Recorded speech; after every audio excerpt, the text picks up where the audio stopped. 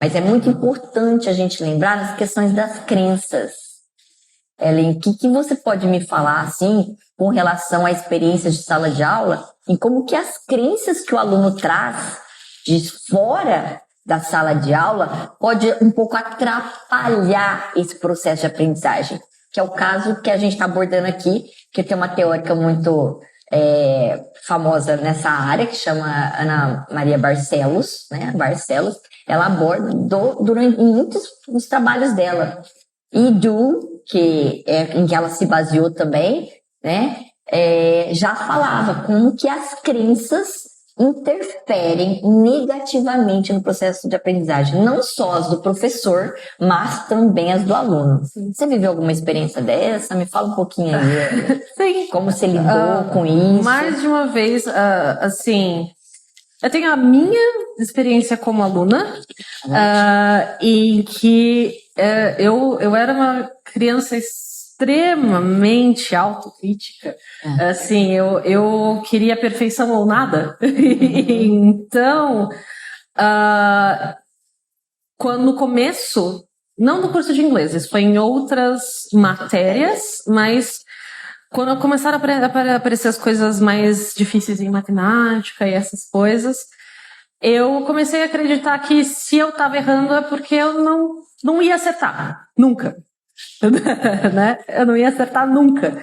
E aí isso começou a prejudicar o meu desempenho, porque eu acreditava mesmo que, olha, isso aqui não é pra mim, eu não me dou bem com os números, isso não é, eu só sei somar e diminuir, eu não vou conseguir fazer fatoração e tal. Então, isso é uma coisa que me atrapalhou, e até eu respirar e entender que foi uma professora de matemática minha que, quando ela me viu chorando porque eu tirei 6, ela virou e falou: mas 6 foi uma nota da média da sala, ninguém foi super bem nessa prova, vamos trabalhar juntos para melhorar isso. Tá tudo bem se você ter errado. Se você errou, quer dizer que você pode acertar depois. Até eu conseguir respirar e falar: verdade, tá, dá pra, né? Tem outras oportunidades, né? Dá pra tentar de novo e acertar de novo. Isso foi muito importante. E eu também, como professora, é claro, tem aquele aluno que já chega, né, para baixo porque tá indo mal na escola ou já passou por um outro curso de inglês e chega com aquela sensação de eu não consigo, inglês é difícil, eu não dou para isso, né, aquela coisa de tem que fazer porque é importante, porque precisa. Tá, mas precisa e você tá fazendo porque precisa. Mas você não quer que isso seja parte da sua vida, né? Algo que você saiba usar. Então, o aluno, ele vai... assim, são pessoas que chegam muito com já com um ranço do inglês, né? E aí você tem que ir desconstruindo devagarinho, né? Tentar ajudar a pessoa a ver que não precisa de estudo, né? Não é um monstro tão grande. E nem precisa ser algo que, né, que aquele trauma vai ficar. Não precisa se abraçar naquele trauma, né? Existem outros jeitos de chegar naquele mesmo objetivo que você precisa alcançar. Isso.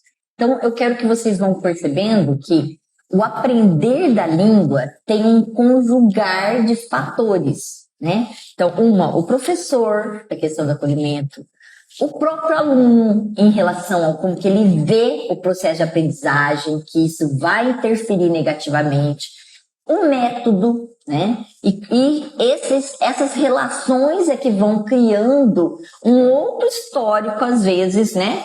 Porque às vezes você consegue desconstruir, como a Ellen falou, mas às vezes essas crenças estão tão arraigadas que é muito difícil. E aí que a gente vai partir para uma outra metodologia que vai surgindo ao longo do tempo. Então, vou repetir, né? Abordagem tradicional, humanista, comunicativa, e depois tem um marco na nossa área, que foi um texto do Prabhu, que é um teórico nosso indiano, que ele fala sobre a morte do método. Porque Erickson, desde 1984, já falava que não importava muito quanto se gastava em fazer pesquisa, em arrumar conceitos para dentro da sala de aula. O que realmente importava é o que acontece de concreto dentro da sala de aula. E com esse texto, ele vem a falar, opa, até que ponto um método a gente querer colocar quadradinho para todos é a resposta. Então, não há método perfeito. Isso é um ponto muito importante. E vem com o que Karamazov, nosso nome dele é complicado mesmo, né? Ele fala do chamado pós-método. Então, depois do texto A Morte do Método, começou-se a pensar numa questão de pós-método, em que o foco é o aluno, né? E é você trabalhar de acordo com sob medida, e às vezes o material, você deixar de lado o material e falar, olha, esse aluno precisa de um olhar diferente e trabalhar em cima das especificidades dele.